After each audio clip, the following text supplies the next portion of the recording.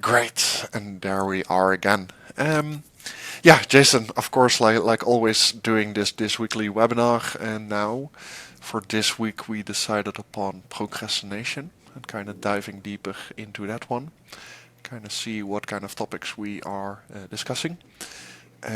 This time we are doing it without any live audience, so it's just like you and me just having a conversation. Let's see where we end up, because I notice, at least for myself, that that's quite often where the most beautiful pearls are actually like hidden, because it's that underlying level where I'm like actually connected to you.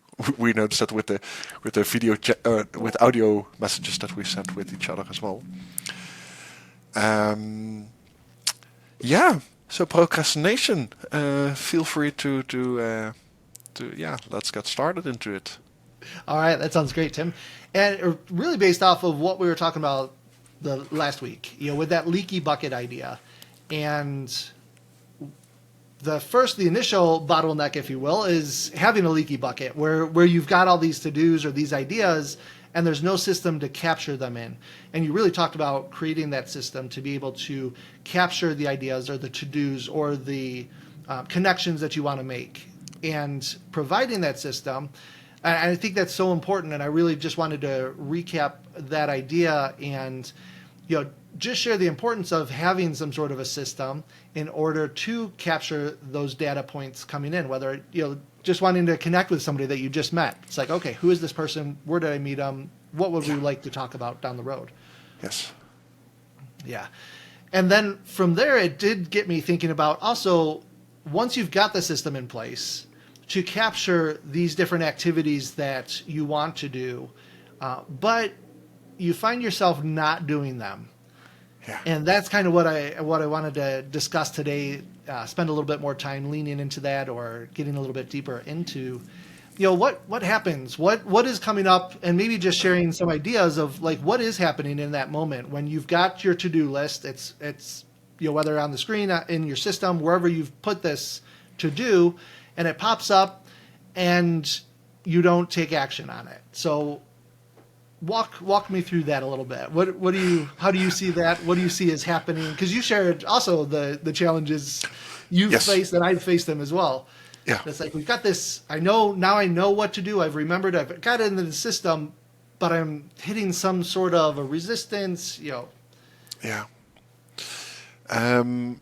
I think it's partially like the difference between two different areas. And I personally don't really experience this first one anymore that much, like very slow, like sometimes. Um, is not actually being in line with the action that you need to do. So it could be that you're working for your boss and you need to send out an email for a customer or something like that, but you don't actually agree with the message that it's written inside of that one.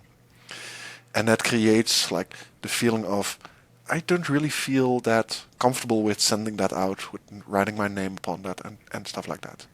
So it isn't really in line with your goal. So this is a very like clear example of a situation that you like don't want to be in.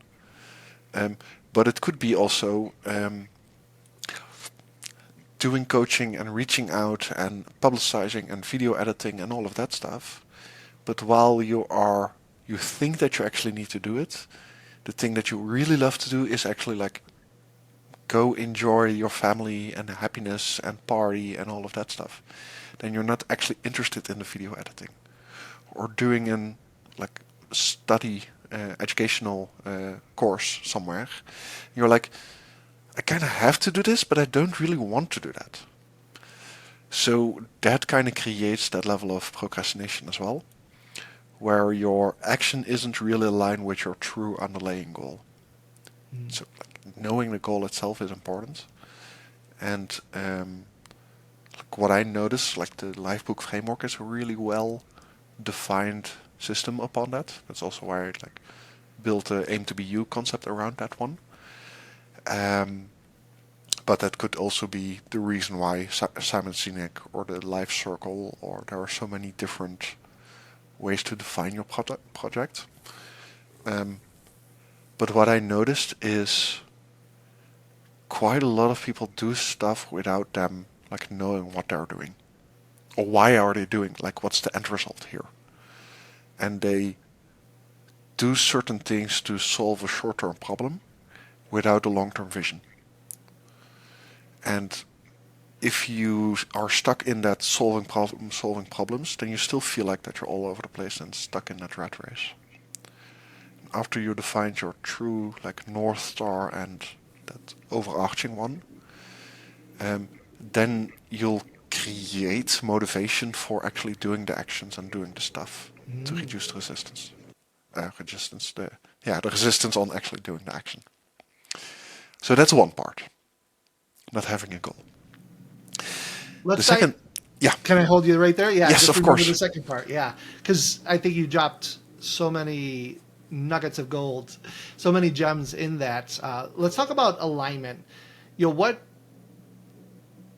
What does that feel like for you? Like how do you know when you're in alignment and when you're out of alignment, or how would you judge it if it's not based on what that feels like for you? Feeling good, feeling powerful, feeling energetic. I mentioned it already months ago. Like I barely like yawn anymore, like out of being tired. I had that in the past where I was like being in a computer and like lazy and like doing all of my computer stuff, and I'm like, boring. Um, but if you have that passion, if you have that vision, like it's coming from a level of within of power of energetics that you're like, okay, let's next one, next one, next one, next one. And it feels like that you're being pulled or catapulted almost into a certain direction.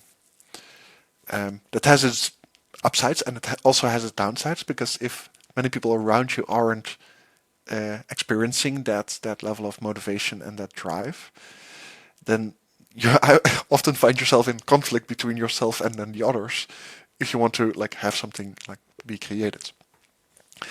Um, but it's actually like, does this feel good? And because I had some discovery calls as well where I was looking for services for people to help me achieve my things. And sometimes I like, this doesn't feel good. And like you've recognized the feeling of feeling good, as in trust your intuition upon that one and go right or go left. So I think that kind of gives the answer. Yeah, I think that's so valuable. I think a lot of people dismiss listening to their intuition, especially outside of maybe some of the circles that we're normally in, especially. And how powerful it is that when you are feeling not good, when you're feeling bad, when you feel that whether there's a resistance or just an uncomfortability, there is still that need to dial into, okay, what is that based on? Is it based on to a past experience that I had with somebody else in this similar vein, the similar trade, and I'm feeling that, and I'm bringing it into this situation with somebody entirely new, which still might be the action or the person that I need to interact with, but I'm bringing in that old baggage, if you will, Yeah. and leaning into that and being able to discern it.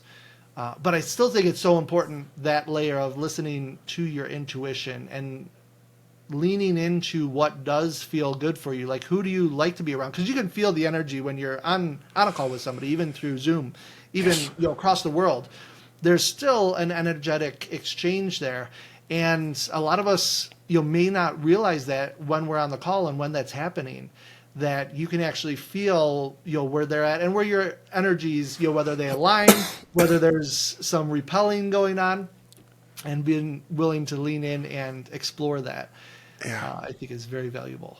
And like one of the, because like feeling good is so relative and it's always in comparison to how you're currently feeling.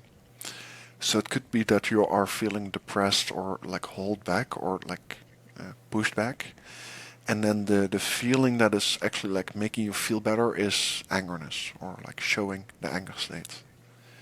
And like even that journey is totally fine. Um, because it's like, even though we kind of think of our reality and our body as different level of emotional states, that we can like tune into, that we are in that moment, that particular random emotion. But I personally like conceive it a little bit differently currently, where we are in the vibrational state of like the map of consciousness. You already know that one a little bit, Jason, as in that the vibrational states of the cell move in a certain way, and that our consciousness or our soul, whatever you want to call it, observes that state, and then we identify that as an emotion. But it could be that your mind is in a different emotional state comparison to your gut and your belly underneath that. So then you can have like conflicting emotions that aren't really in line with each other. Mm. And that makes it very tricky. So if you are like doing such a project, so like very practically, like, is this a project that you want to feel into? Like, does that feel good? Then you're actually like tuning into your body and feeling, is there somewhere resistance upon this one? Or let's imagine if I would actually lean into this project, would that give me relief and more like happiness? It's almost a lighter feeling.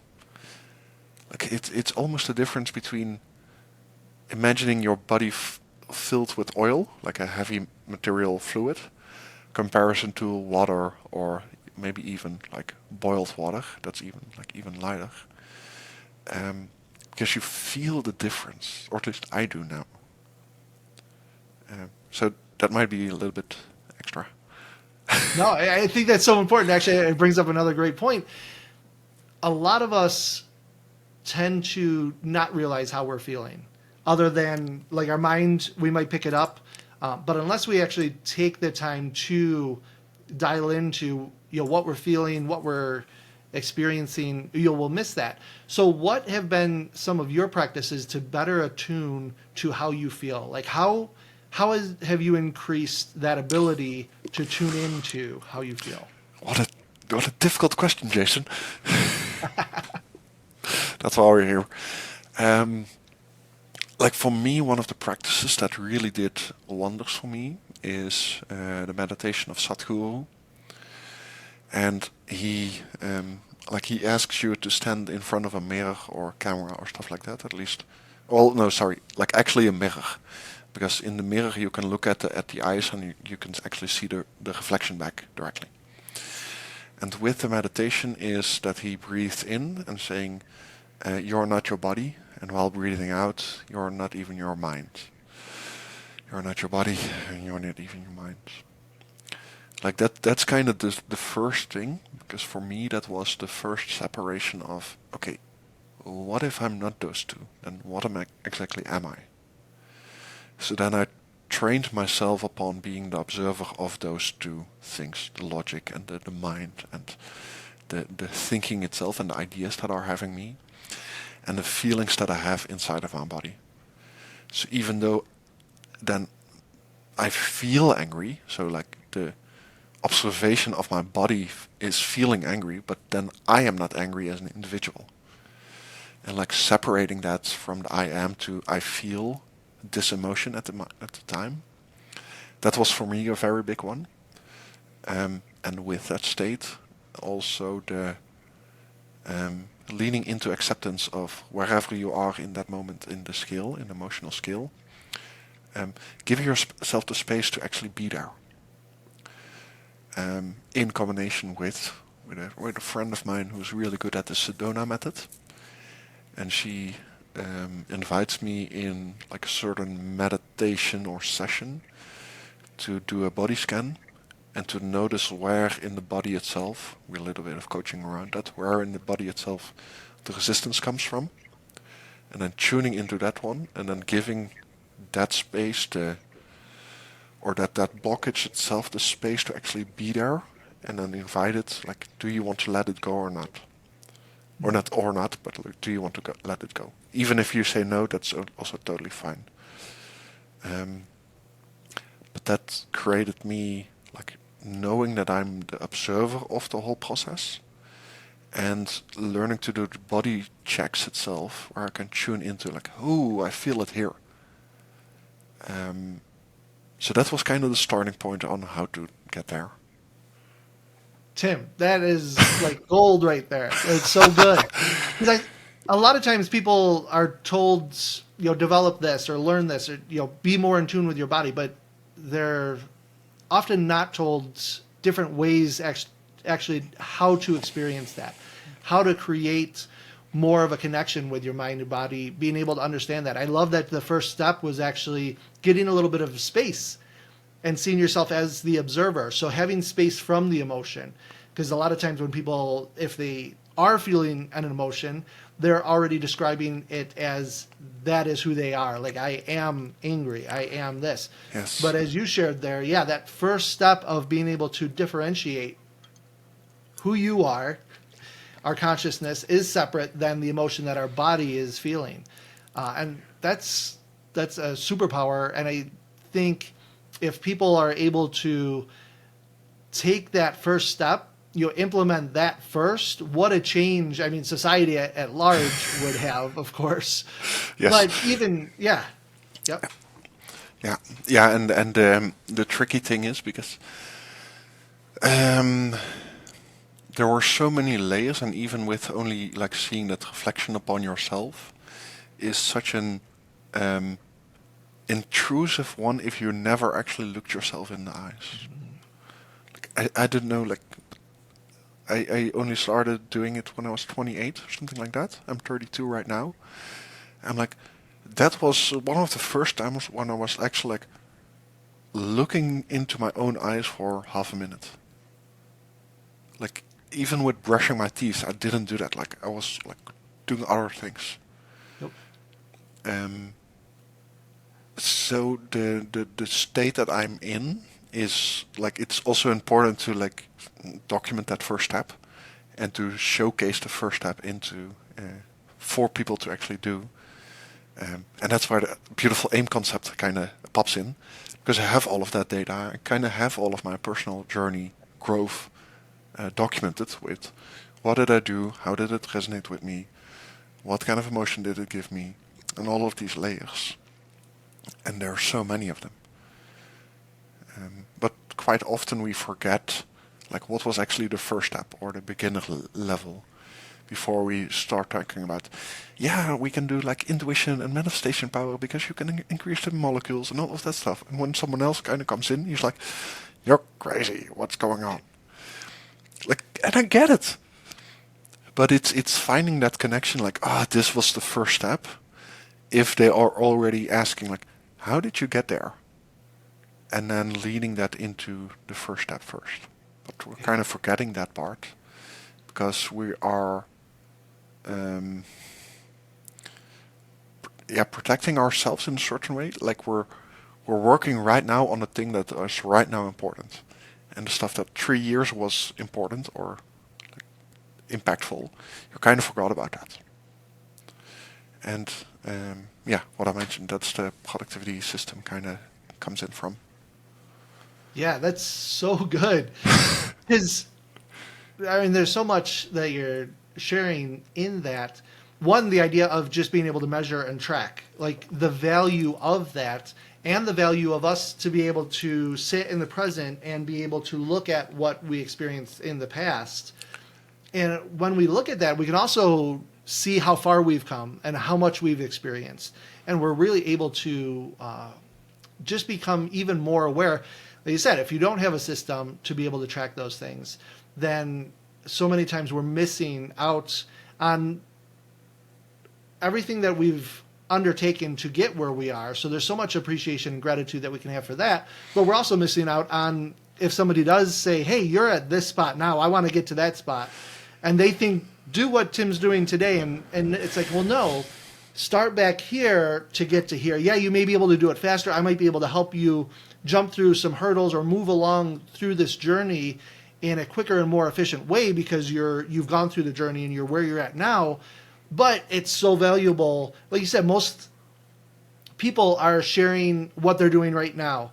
And whether it's a protection or whether it's just forgetfulness, that it's like, oh, I forgot that that's actually what I did to start off. The value is in really giving them the steps that pertain directly to where they're at in order to get them to where they want to be. And I love that. That's so valuable. and the same goes with like you and I are like both working as coaches, and quite often we coach in that moment based on the level that we are ourselves at that moment. Hmm. But what if you can teach people the stuff, the insights that you had like 3 years ago or 5 years ago?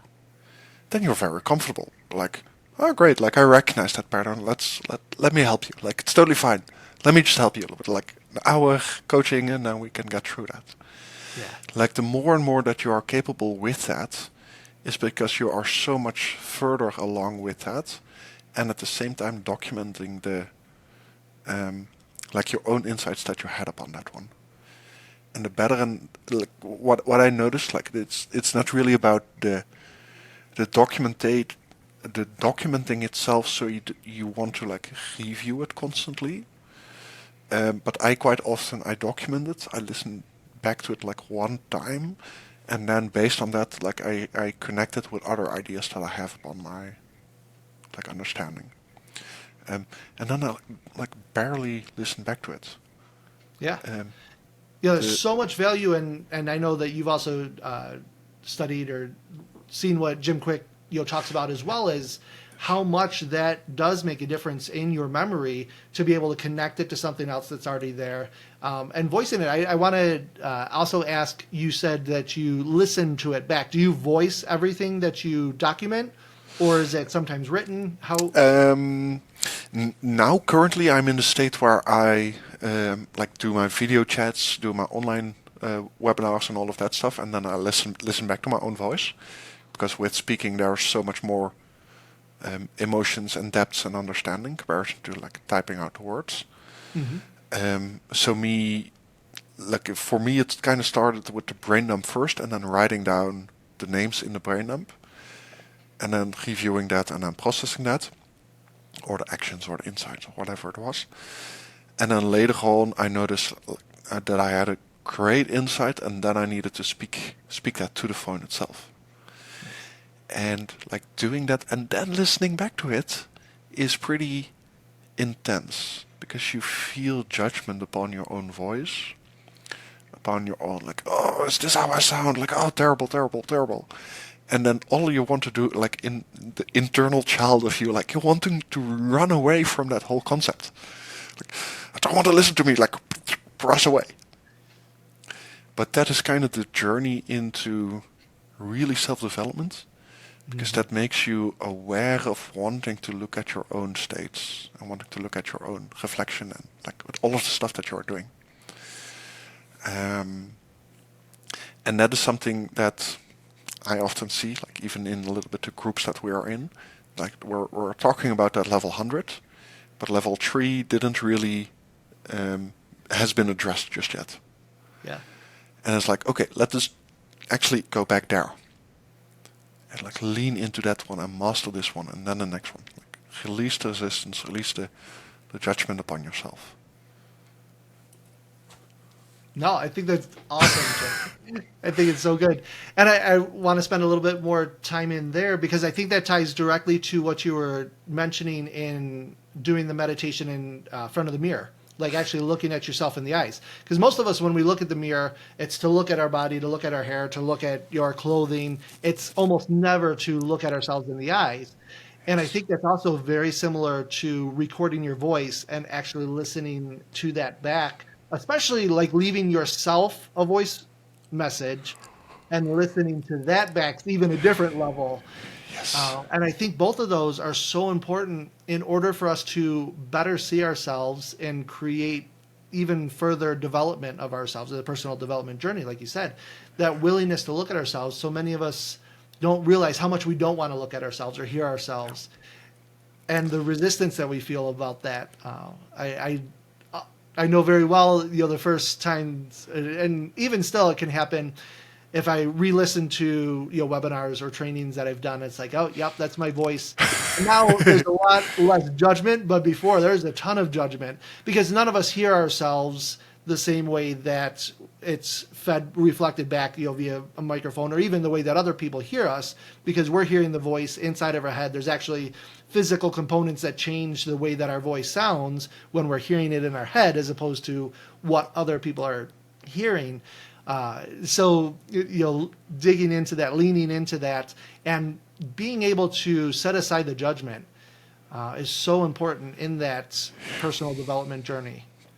Yeah, because in a certain way, it's like it's leaning into like a childhood pain, like a trauma that all of us kind of Mm. have gathered, and it could be like small bullying, or it could be a mother or a father that didn't improve upon your grades, or how you were dressing, or how you were acting, like not doing the dishes or anything like that, and then you see yourself having, I don't know, a messy background or something like that, and you're like, oh, you're judging yourself because like, oh, that was my mom that actually like made a comment about that one, so I'm hiding that because I'm shameful about that part of myself, and like it and for me especially with like looking into the eyes, for me it was the state of holy smokes, like the stuff that I've gone through, and like crying in front of the mirror while doing that exercise, and like giving yourself the space to do that as well.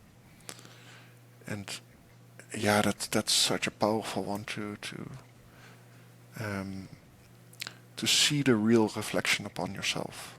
Mm. Yeah. And like a little bit of background extra with like listening to your own voice, like my voice actually became better when I was reviewing my own voice. Like nowadays, people after a phone call or after a message, they're like, "Oh, you have a beautiful voice." Like, yeah, I've been training this for 3 years. That's the reason why I like became better at it. Um, so it's really like the short, but this is also an engineering part. Like Mm. if you create something like in an assembly line, the first thing that you want to do is have a very short feedback loop. If you have a new piece, okay, very short feedback loop. Does it work? Yes or no? Okay, change it. Same goes with my webinars or my videos or stuff like that. Like, great, short feedback loop. And if you recognize something that you can improve upon, great, let us improve upon that one. And that's maybe the engineering way of thinking compared to what most people do. Yeah, but it's so important, and I want to spend a little bit of time in here, just the importance, and delve further. Maybe explain it a little bit more about what are we looking for in that feedback loop. So we talked about having that short feedback loop. What are you actually looking for in that? Everything that makes you cringe. Um, it could be so many things, but most often the thing that makes you cringe is the bottleneck itself. Hmm. Um, because like I know this for myself. I often say the word like while I am speaking. I haven't really been able to filter that out, but when I'm re-listening to my own audios, it isn't disturbing me just yet. There are other things that I prefer to solve first because they are cringing me more. Hmm. So the most benefit, the most bottlenecks that I can solve is then the most cringing part. And if it's the like part, then it's like now I'm becoming conscious of it. Right? Um, then it's like I noticed that I'm doing it, and perhaps like I've written that down to discuss with my speech coach for that one. Uh, okay, how can I improve upon that without having too much resistance upon that? And then he gives me some tips, and I'm like, yeah, that really doesn't work for me. Like, do you have anything else? And feel free to like speak up your own. Um, it's partially having that level of humility Hmm. into, yeah, I'm not really good at this part just yet, and opening up for that without. Now we're in amazing communities, and like now I know amazing people that actually like, oh great, let me help you with that. Like it's totally fine. But in the past I wasn't. And if you still are in that state, because I can imagine that you're still in that protective layer. Like, oh, I don't want anyone to see my vulnerable sides because then I keep being laughed at, keep being judged at, and keep being like. Some people are actually being still bullied for having that. And that is a journey, and that yeah, that's a, that is it's a tricky one.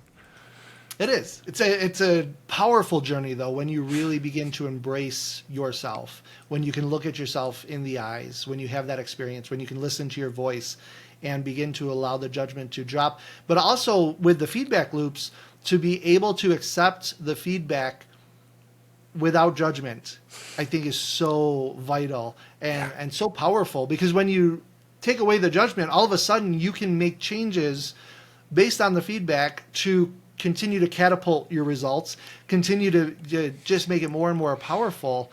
And I also love, I don't know if you even meant, or if you realized that when you were talking about somebody giving you ideas, it was your speech coach, giving you ideas about how to change, maybe, for instance, saying like so much.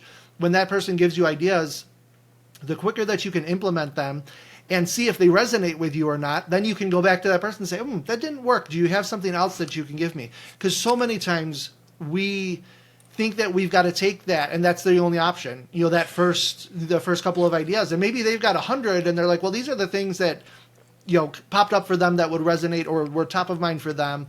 And we take it on like, okay, that's the only option. And if I don't feel good about it, I've got to force it. This kind of goes back to what we're talking about with the procrastination. When it's not aligned with us, the quicker that we can get the feedback, even within ourselves, to say, that doesn't align with me. That one doesn't feel good to be doing that. What could feel better? Or how can I make this smaller to release more of that resistance, to have more of that aside so that I can continue moving forward? Yes. I think that's powerful how you just showed that in that little instance of, you showed the quick feedback loop that that he could give you an idea and you could implement it, try it, lean into it, and see, that didn't align. What else do you have? And that there is no judgment about it. It's not like, oh, you're so awful for giving me that idea. It was like, this didn't work. Is there something else that would? Yeah. And what we discussed a little bit about, like, the first step is to voice record yourself and looking at the mirror before, like, doing heavy meditation and all of that stuff, and lucid dreaming and amazing things. Most people are not aware that they don't, like, see that difference. Mm. So when he gave me certain advice, I'm like, do you have something that is easier? Because that's already too advanced. Like, I don't know. I know that this doesn't work for me at the moment. So, like, it's becoming very conscious of this, about this. Oh, terrible. If Right? How do you do it without? How do you do it without saying like? Yep. That's a and this is one of the things that actually happens during, like, after his advice, because he said, become more conscious before you actually started speaking with, like, what's the sentence that you want to say, and then speaking this full sentence out loud. But that's not quite often how I work, because I feel like this way is currently the right way, and I feel then the steps in my communication way. And sometimes when I'm wanting to express an emotion, then it's like, try this. Like, you're using the like for the express an emotion to express a state. And almost everyone does it. So I don't really have a good alternative for that. Little nuance to that. Yeah. Yeah, so the bigger question in that case is, you're receiving feedback and then, like, actually implementing that feedback or trying to implement that feedback, and then really giving your proper feedback back to that person where you got it from. Like, hey, I tried this, but I noticed myself running against a limiting belief and like not having a certain skill or something like that. Like, do you have something else that kind of would solve this problem for me? And quite often, a lot of teachers are like, no, just do the thing. Like, keep trying the thing. No, because then I'm not feeling as good. Like, give me something that makes me feel good. Because especially if you have, like, not much traction in your life, like not a forward-moving momentum, then every resistance is like, like it's forcing you back into your shell, and you kind of want to make small, speed improvements, like accelerations. It's such a great point there because most people don't realize the traction that they have in their life. Like, where are you at? Are you stalled? Are you stopped right now? And you need that little momentum, that little traction to get you going, but you're trying to do level 100, and it's like, well, no, do level 1 and 2, get that momentum going, get the movement, get the traction. And I think we see this even with coaching, that people will try to coach, whether it's at that level 100 or get them to take that action without dialing in like what feels good for you, like what's the thing that is most aligned with you to move forward in the way that is most aligned with you. Where are you at? So many times, like you said, where coaches can coach from where they're at, and then you were trying to say, "Oh no, this is the stuff that I'm on," but it's like, well, where were you, 3 years ago, or where were you, back where your coachee is currently at? And even beyond that, just dialing into where the coachee truly is at, like what truly aligns with you, what feels good for you. As I say these couple of options, that's one of the ways that I love to, give, if I give homework, to a coachee, it's really leaning into, okay, here's some options. We've already talked about what is most aligned with you, where you truly want to go. Here's some options to get there. Which one feels most aligned with you? Which one feels best to try out? And then it's just the effort of trying it out. And they may try it and they may find out they don't like it. They may fail, but I think even in the trying, it's always a win. Like anytime that we're actually implementing something, taking action, you can't lose because you're always getting data. You're always getting feedback to that. And then Yeah. you can make better decisions based on that. Yeah, and that may be also like a little bit the difference between like engineers and normal people. Um, like the feedback that you're receiving back after a training isn't the feeling of, oh, I failed, but it's getting the data back, what you mentioned, like getting the data back and then improving the system upon that. Mm. But a lot of people like connect that to their emotional state and their self-worth if the system isn't working perfectly just yet. And engineers have their own like problems with out of like um, engineering everything till they're old, basically. Um, without actually taking action itself. But that is a little bit different. So like trying stuff out and then seeing what happens and then improve upon that for the next round and then improve upon that for the next round. Because that's also how we currently deal with this webinar itself. Like we're improving slowly upon the impact. Yeah. And I think like the origin itself is the educational system where we needed to perform towards a certain level. And if we weren't in that level, then we were being judged as in, oh, you're getting a 6 or 7 or an 8 or a 9 or a 2, based on their ideal state. So then, like it's not that you're getting feedback as in, hey, I noticed that you're like within math, like, oh, you're marksverheffen, ik weet niet. How do you say that in English? Uh, yeah, it doesn't really matter.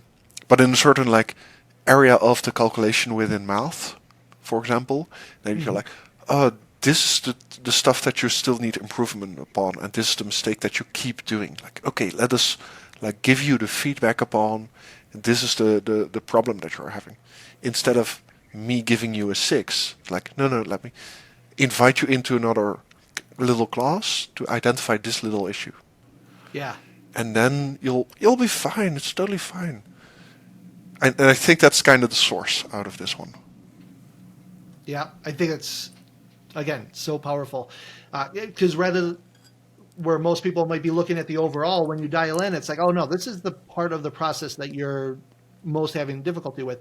Even if we take it to business or to coaches, it's like there's a whole spectrum of different activities that a coach does or a business owner does. And if you look at it as a whole, you're going to miss out on where they're actually having a difficulty with. So when you can look at it and it's like, oh no, you're great at this, but this is where you're the bottleneck, or this is where you're struggling with, and this is where we need to do the feedback loop as quickly as possible in order to bring about the improvement in your business and in what you're doing. Yeah. It reminds me of the bottleneck that you started off with. Yeah. It's kind of the same thing, right? Like really like amplifying the smallest thing, like what's the biggest issue, and then seeing that whole little process, getting the feedback back, and then improve upon that one, getting feedback back, improving upon that one, and then keep finding your bottlenecks. Yep. Yeah, and like you were sharing, where a lot of people are trying to look at a level 100 or trying to do all the steps or steps that are way down here. If we focus on the smaller steps, we'll actually make exponential growth, but we don't often realize that. We don't want to spend the time. It doesn't feel like it will do that sometimes because it's Yeah, counterintuitive that looking at the smallest thing could actually provide the greatest result. Whereas we think we've got to look at the biggest activity or the biggest, and especially, I mean, marketing is kind of driven towards that to look at these. Okay, these are going to make this is going to make you 10K a month. Get in there. That's the thing to be looking for. And it's like, well, no, that's the outcome of this process, and you've got to dial in to see where that bottleneck is for you and where that biggest improvement could be made. yeah, yeah. Very true. Yeah. Um, yeah, yeah. Yeah. Yeah, I think this has been so powerful. I know we're getting a little tight on time, and we only covered like the Yeah, first half of it's the already so alignment. late. Yeah. Yeah. Oops. I love also that you were talking about your why and understanding that component and the way that you tie the life book, um, their method, that framework in there, I think is so important and certainly something that we can delve into in another call. Yeah. I think there's a lot of valuable information around this topic that a lot of people struggle with, and it's from different. It's in different ways. Like listening to what's actually in alignment with you is huge benefit for people. Knowing your why and what you actually want is a great, very valuable piece to help people lean into. But also understanding the emotions that come up. Things we haven't even been able to get into some of that. A lot of Yeah, value here. and it could be as well because like both of us also like believe upon like the expansion of the human capabilities and the human brain, and like I want you to thrive, you want me to thrive, and I want everyone around me to thrive. But it could also be that you're speaking with someone that doesn't really feel like that just yet. Hmm. That you're like I don't really want to have my neighbors to thrive and this, and I don't really want to wish him a happy, healthy life. And with that person, then the whole concept of reflecting and self growth and all of that stuff isn't like that feels already like level 100 for that individual. Yeah. And especially, but this is also the reason why we're kind of stuck sometimes, especially if you don't recognize that yourself, if you don't feel like where they are, you don't see that part, then it creates a discussion like, why aren't you like doing self development? Why aren't you working upon yourself? Because they have such a different belief system, and one of the strongest points there is really listen for insights comparison to or for agreements. And I don't know. Oh, Rich Litvin said that one. Hmm. That was his the source of that. But yeah, like maybe very shortly the second part of the procrastination part. Yeah. Yeah, I definitely think so. I think it'll be very valuable. Yeah, so much fun in conversation with you, Jason. Yeah, you as well, Tim. Appreciate it. Um, yeah, and the second part is so the first part is not having a goal properly, like knowing where you're striving towards, and the other one is making the steps too big. Mm. Um, so it could be that you are the homeowner and that you clean your house quite regularly. And could be that then the task itself for cleaning the house is clean the house Saturday, clean the house. That is enough for you to actually get motivated and do the stuff, because vacuum and like doing the mopping and all of that stuff, doing the windows, like cleaning the toilet, or all of these little things. You're kind of integrated that into your being. But it could be that that father or that mother is giving one of the tasks to the son or to the child. And then if the father would say, clean the house, I'll be gone this Saturday, clean the house. And the child would be like, where to start? Like how? No idea. And then the challenge, of course, is to make it a little bit smaller, as in you clean the windows. Only do the windows and nothing else. And it could also be that then the parent left and then came back, and then the windows aren't like actually clean just yet. And then even then, without being angry upon the child, like, why didn't you do that? Um, like being curious, like, okay, what went wrong or what didn't went wrong? What made you like choose this situation? And sometimes like, I didn't know where the materials were. Ah, Mm-hmm. great. So that was an extra task that you needed to give in, or I don't know, make up something. Um, so that kind of gives the same way with procrastination, with not actually doing the stuff. Because if you truly have a vision and voice and journey, and then, I don't know, if someone said to me, like, make 100, I don't know, a million bucks in a month. I'm like, where to start? No idea. I've got no idea. But if they're like, okay, reach out to 40 people and invite them into a discovery call, oh, I can do that. Mm-hmm. Like it's a different way into the same journey, but it makes it valuable. And could be that for some people, like reaching out to 40 people and then having them discovery calls, feels already too overwhelming for them. Like, Yep. great, let's send out 3 messages to 3 different persons and like start a conversation with them. And like go towards that level that feels comfortable for them so they can experience the win and build up that momentum. And momentum is such a big, important one. Um, so that's like really in short, also because of the time. Yep. Yep. Also, like that's I think the two biggest differences or the creations of procrastination. Yeah, I think that's huge and so valuable. And it's almost like step one and step two, the way that you shared it. First, getting in alignment, figuring out your why. Because if you don't have that, then the second one doesn't matter as much. Yeah, you can break down an activity down into the least resistance, but you're still going to have some sort of a resistance because you're out of alignment until you figure out what is truly in alignment with you. Yeah, yeah, and most people are enough in alignment so that they like do the stuff, but could be like you're working for a boss or you need to pay a bill or you needed to do a certain thing. Like they already know that they kind of want to do that. So most people are pretty aligned, but or like, they're enough in line for them to actually not use that as a resistance. True. So breaking the action down is quite often the first step. Hmm. And if you then really want to accelerate everything, then it's that aligning to your true goal, to your true vision. Excellent. Yeah, really Good great. stuff. Yeah, good stuff, my friend. Yeah, we kind of need to close it off already. Like it's been, Yeah. it went so rapidly. It did, but there's so much value in there, and I hope that through your editing or when you do post this, that you're able to pull out because I think we touched on really a lot of areas that offer a great deal of insight for others to be able to help them see themselves more.